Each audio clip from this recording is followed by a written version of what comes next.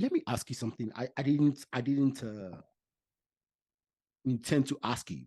I'm going to ask you this because you said you are a Pan-Africanist. Okay. Yes. Now, I will tell you this. I, as a person, I'm not. Okay. Hold on. I'm not, because I don't know what that means. What is a Pan-Africanist? Yeah. Okay. Now, I'm not saying I haven't heard it, or of course I had it very much. And I've asked many, many people, what is it? And I've asked people, it has been talked about for the last 70 years.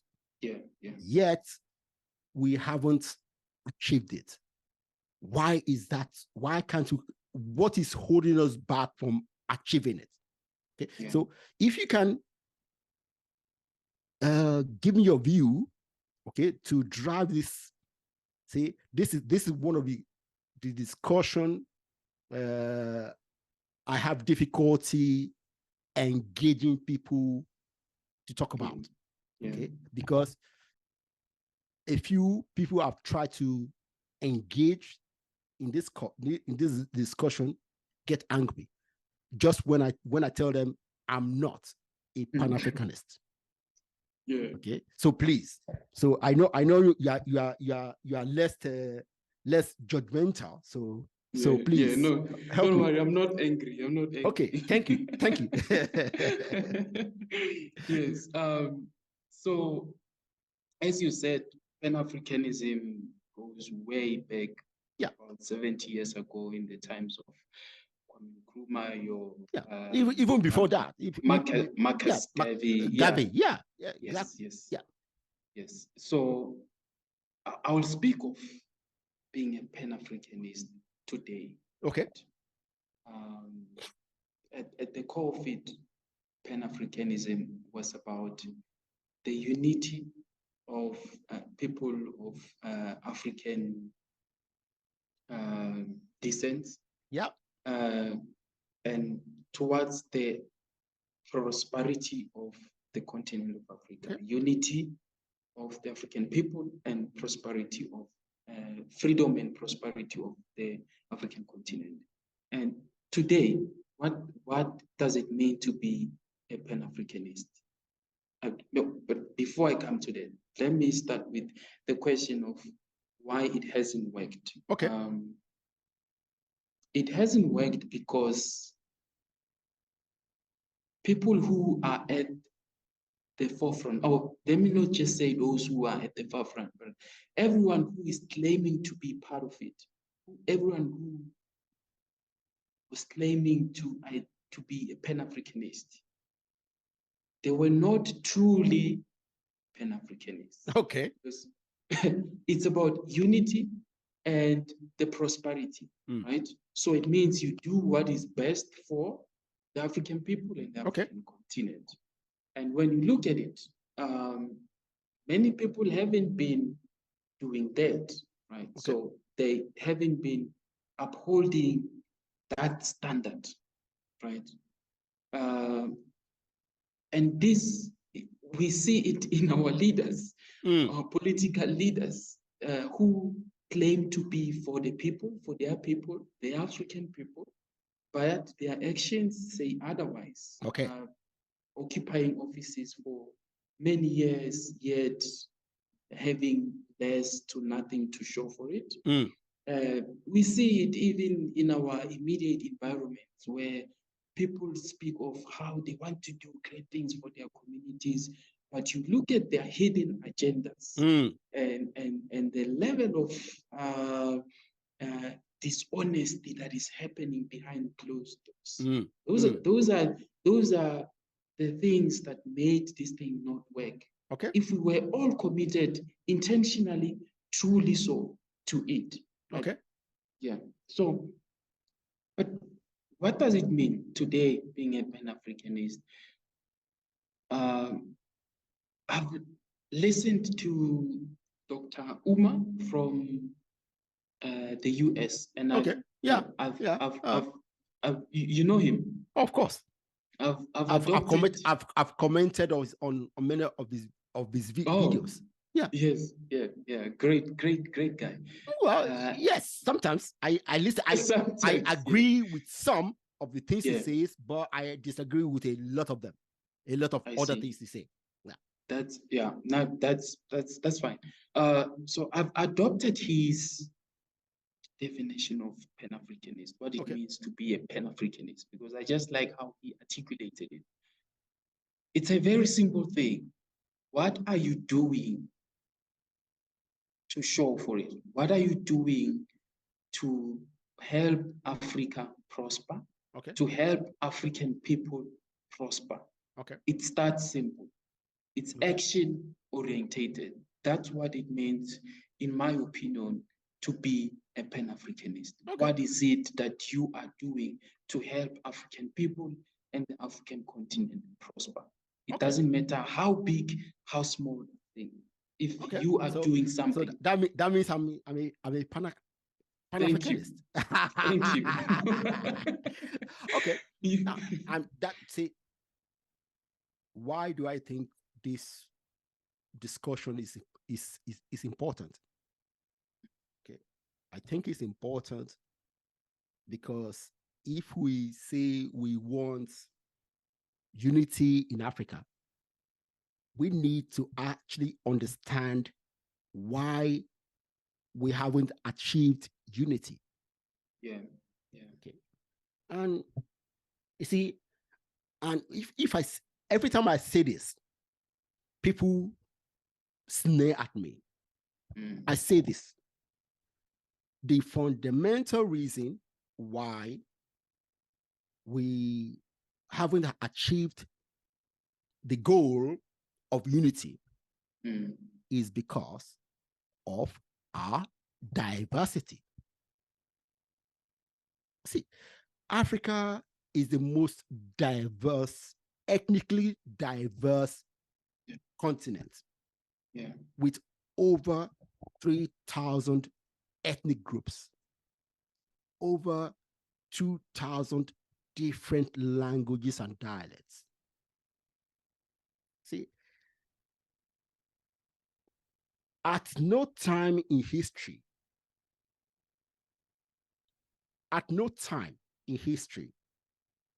has diverse people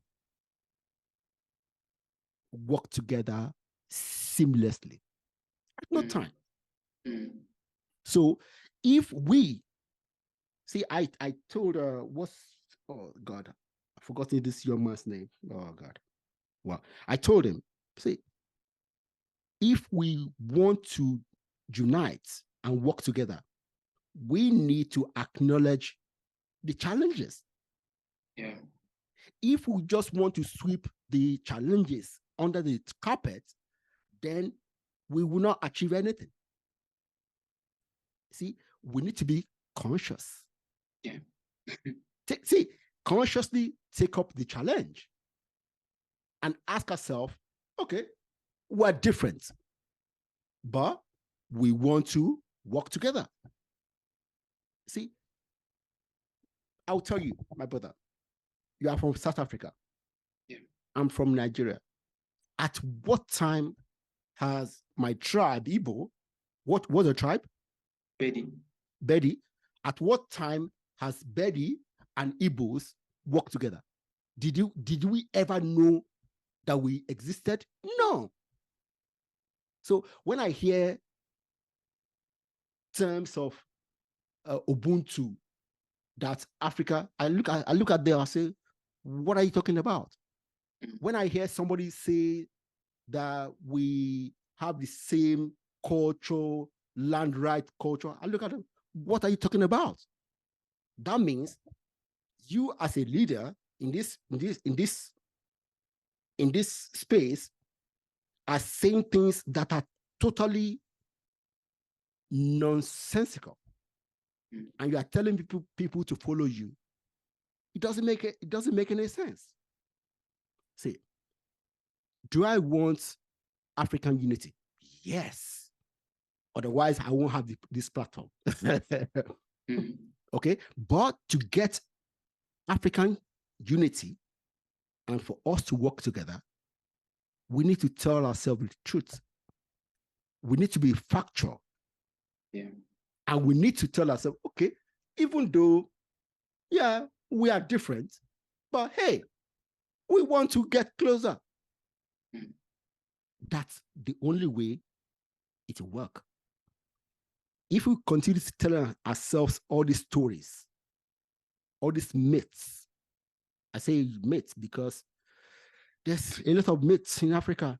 See, Africa is a big place, diverse and big. Africa, the landmass of Africa can contain the USA, China, India in the same space. That tells you how vast it is. Yeah. So how can you tell me a land so vast was ever united? It doesn't make any sense. And when I hear, oh, that the Europeans came, divided us, and we said to them, see, when African leaders say this, it tells the so-called colonial masters that we are not ready to be adults. Hear me? Because they know for a fact, okay? They know for a fact that we were not united people. We were fighting each other when they came. They know that.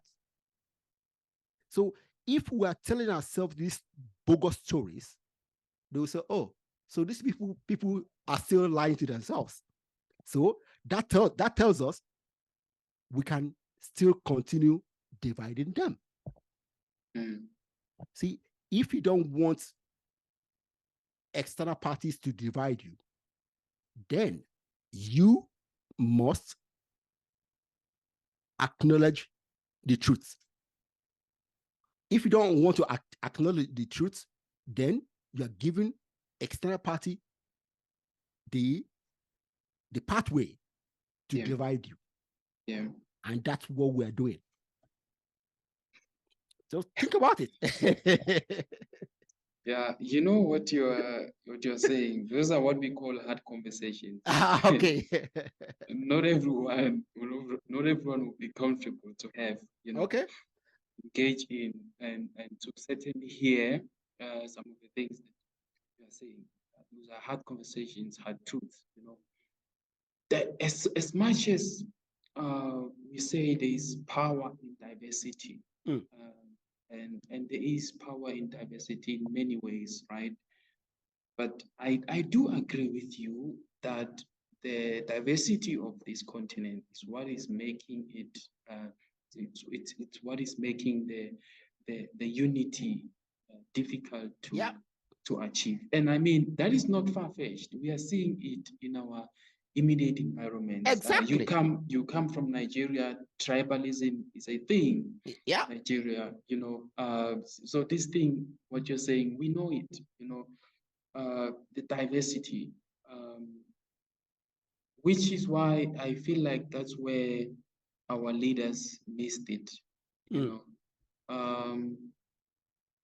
I believe if there's one particular way, best way to unite Africans, after having those hard conversations about where we come from, and where we are going, and therefore what we need to do to get there. Culture. Okay. We are so diverse, most culturally diverse continent, and our leaders have swept that under the carpet, which is why even today we don't have one. We speak of we are the continent that speaks, the most continent that speaks of unity. Like, there's no continent that speaks of unity than Africa. Okay. But and that tells you one thing. What does that tell you? That tells you they're not united. And exactly, that's why we talk about, that's why we preach it. Yeah. And but when you look at it, we have nothing to show for it. Yeah. Literally. So somebody said, I can't, who made that song in Nigeria? So talk, but no action. Was that fella or somebody? Yeah. So talk, but no action. No action. Yeah. Yeah. And we missed it. Our leaders missed it with culture. Culture should have been leveraged to achieve this unity. Why is it that today we speak of unity so much? We've been speaking of it for many years, for decades, but why is it that to this day we still don't have common cultures? One thing that if I go from South Africa to Nigeria, I would, for example, language. Yeah. Why is it that we still don't have? Let me just say this, because see, time is running. See, this particular topic is something that would take 2 hours, 3 hours. Yeah. Okay. Indeed. Okay. Yeah. It's important thing is that we need to acknowledge our differences, and see, once we do that, then we can say, okay, you are this, I'm that, I'm here, I'm okay, but we need to work together. So let's adopt. Okay, let's keep our separate thing in our locality. Okay, but as a unit, these are the values we uphold. Exactly. You see, and then teach those values to our children in school. Put them out there. Yes. Okay, so that children from South Africa learn those same values as children in Nigeria, children in Egypt, children in Kenya, so that when they meet somewhere, they have the same values, even though they have their own particular culture. Okay, but the values they hold are the same. Yes. Okay, until we stop telling ourselves bogus stories, and we admit that Africa is diverse. We're different people, but as a continent, we are Africans. So, my brother. Yeah, I mean, this is a topic we can talk about. Yeah. So I run a Pan-Africanist society here at LU. Oh, okay. I co-founded with one of my friends, and so I agree. We can never finish talking about this. We talk about these things every now and then, Good. That's it's just all about what we can do as young people. Yeah. To rectify our forefathers' mistakes and just do some of the things that maybe they couldn't do, they didn't do. So that's how we move forward. Together, how can we achieve these aspirations? Yeah. That's the question we need to keep asking. Very good. We need to.